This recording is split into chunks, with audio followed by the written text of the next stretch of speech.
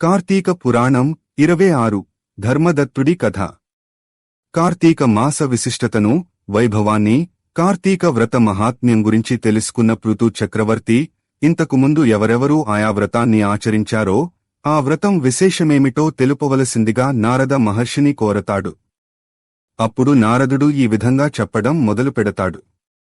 సహ్యాద్రి పర్వత ప్రాంతంలో ధర్మదత్తుడు అనే ఒక బ్రాహ్మణుడు ఉండేవాడు. ఆయన మహా ఆచారవంతుడు, నియమనిష్టలు కలిగినవాడు. కార్తీక మాసాల్లో ఆయన మరింత భక్తిశ్రద్ధలతో జీవితాన్ని కొనసాగిస్తూ ఉంటాడు. కార్తీకంలోని ఒక రోజున ఆయన నదీ స్నానం చేసి దైవ దర్శనానికి వెళుతూ ఉండగా దిగంబరంగా ఉన్న ఒక రాక్షసి ఎదురవుతుంది. దానిని చూడగానే ఆయన భయపడిపోతాడు. ఆ సమయంలో ఆయన తన తడి జుట్టును సరిచేసుకుంటాడు. అప్పుడు కొన్ని నీటి బిందువులు వెళ్లి ఆ రాక్షసిపై పడతాయి.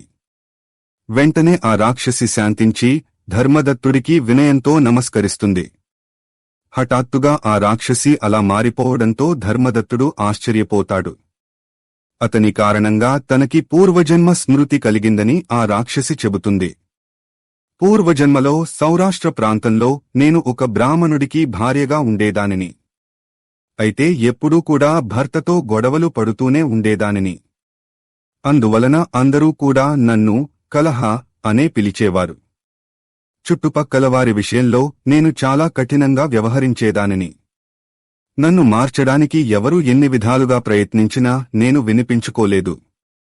నా భర్తను నేను ఎప్పుడూ ప్రేమగా చూసుకున్నది లేదు.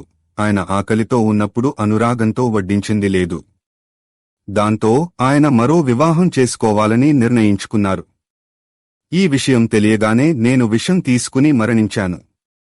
నా గురించి ఉన్నది ఉన్నట్టుగా చిత్రగుప్తుడు యమధర్మరాజుకు విన్నవించాడు. దాంతో నాకు అనేక కఠిన శిక్షలను విధించారు. చివరికి ప్రేత శరీరంతో 500 సంవత్సరాలుగా ఆకలితో తిరుగుతూ ఉన్నాను. పుణ్యాత్ముడివైన నీ కారణంగా నువ్వు చేసిన కార్తీక నదీ స్నానపు నీటి బిందువులు నాపై పడటం వలన నాకు పూర్వజన్మ స్మృతి కలిగింది అని చెబుతుంది. ఇక నేను ఈ ప్రేత శరీరంలో ఉండలేను. ఈ ప్రేత శరీరం నుంచి విముక్తిని పొందడానికి నేను ఏం చేయాలి? 100 సంవత్సరాలుగా అనుభవిస్తున్న ఈ బాధ నుంచి నేను ఎలా బయటపడాలి? అని కలహ అడుగుతుంది. అందుకు ధర్మదత్తుడు స్పందిస్తూ, పుణ్యకార్యాలను ఆచరించడం వల్లనే ఇలాంటి దారుణమైన పరిస్థితులు రాకుండా ఉంటాయి. కాని ప్రేత శరీరంలో ఉన్న నీకు దానధర్మాలు, వ్రతాలు, నోములు ఆచరించే అవకాశం లేదు. అందువలన నీ ప్రమేయంతో, నీ ప్రయత్నంతో ఈ స్థితి నుంచి విముక్తిని పొందడం సాధ్యం కాదు. నేను ఆచరించిన కార్తీక వ్రతంలోని కొంత పుణ్యాన్ని నీకు ధారపోస్తాను. అలా చేయడం వలన నీకు విముక్తి లభిస్తుంది అని చెబుతాడు. అందుకు కలహ ఆనందిస్తుంది.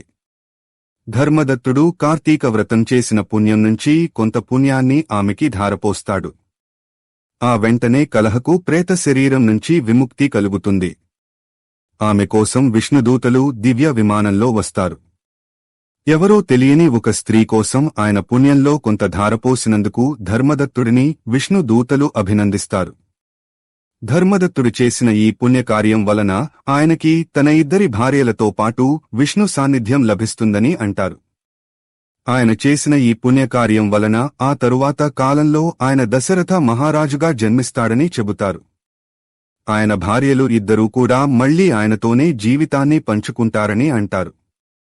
ఇక ఆయనచే ముక్తిని పొందిన కలహ కూడా అప్పుడు ఆయనకి 3వ భార్య అవుతుందని చెబుతారు. సాక్షాత్తు విష్ణుమూర్తి ఆయనకి కొడుకుగా పుడతాడని అంటారు. ఓ పృథు మహారాజా! చూశావా? కార్తీకవ్రతాన్ని ఆచరించడం వలన వచ్చే పుణ్యం కొంత ధారపోయడం వల్లనే విష్ణులోక ప్రాప్తి కలుగుతుందంటే ఈ వ్రతం ఎంతటి శక్తిమంతమైనదో, మరెంతటి మహిమాన్వితమైనదో అర్థం చేసుకోవచ్చు. అలాంటి కార్తీక వ్రతాన్ని ఆచరించే అవకాశాన్ని ఎవరూ కూడా వదులుకోకూడదు అని పృథు చక్రవర్తితో నారద మహర్షి చెప్పుకొస్తాడు.